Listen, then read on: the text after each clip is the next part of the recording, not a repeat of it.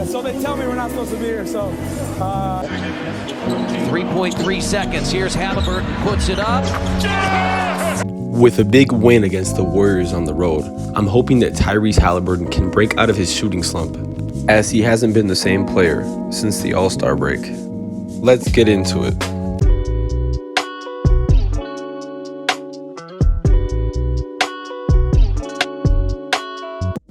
After two amazing wins in the in-season tournament against the Boston Celtics and the Milwaukee Bucks, with an amazing performance of 27 points and 15 assists for Tyrese Haliburton, it seemed like his time was coming. He would receive the nod as an all-star starter this season, as he solidified himself as one of the league's best playmakers. Heading into the all-star break, he was nearly averaging 20 points, 11 assists on 50-40-90 shooting, which is the gold standard for shooting in the NBA in terms of efficiency. Unfortunately for him though, post All-Star break has been terrible, as he hasn't been able to buy a bucket from three.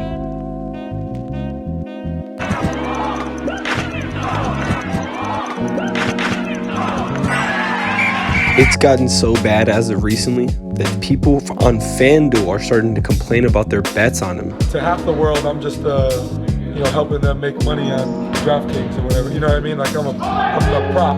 Shooting less than 20% from three in March. It could be a direct correlation to his newfound teammate Pascal Siakam and the difference in spacing in the offense, as they had to trade Buddy Hield in order to acquire him. To be fair though, it's early, and Pascal Siakam and Tyrese Haliburton haven't played with a player that is like each other, so there's definitely an adjustment period that has to be done. I would even argue that before the trade, the Pacers were actually a bigger threat to the powerhouses in the Eastern Conference than they are now, as the struggle on the offense has them looking like shit. Somebody smell like shit! Somebody smell like shit! All things considered though, I do want Tyrese Haliburton and the Indiana Pacers to be successful. When they're on their A game, they're one of the most exciting young teams to watch. But let me know what you guys think down in the comment section below. Do you see Tyrese Haliburton breaking out of this slump? Do you see the Indiana Pacers making any deep playoff runs? Do you see them making some noise? Maybe beating the Heat? Maybe make it interesting for the Celtics or the Bucks if they were to play them in a series?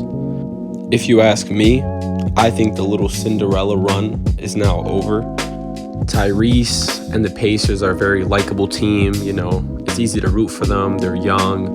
But I think if we're going to be realistic about the ceiling of this team, I think their success was a bit premature. And we have to see, after a full season of Siakam and Haliburton gelling, if they could make some noise in the playoffs, if they could make a difference.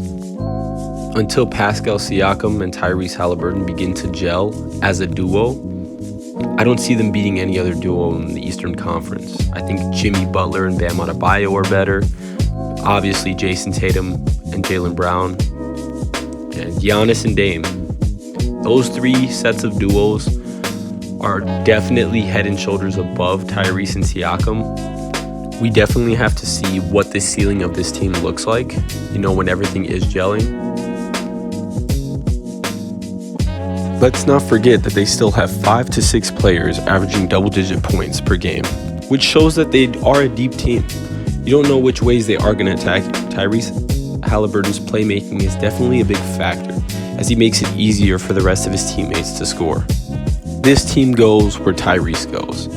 Unless Tyrese is playing at an all-NBA level, I don't really see them making any type of noise in the playoffs. Hopefully he can get himself out of that slump. He's finally had his first good game against Golden State in about 2 months, so hopefully that slump is over with. Actually, quick update, Tyrese Haliburton just had one of his monster games. 27 points, 13 assists with no turnovers, which was just a beautiful performance. He even had the dunk of the night, surprisingly, as Buddy Hield and a lot of other teammates used to give him shit about not being athletic enough. Look at this dunk. It's just kind of hard to hate on this guy, man. Been a lot of talk in our locker room about my athletic ability as of late. So, Buddy left and everybody just felt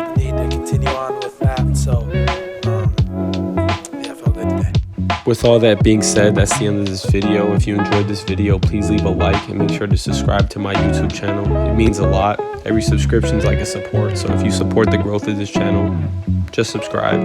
Ain't nothing but a press of a button. This your boy Hoops with Context. Till next time. Peace.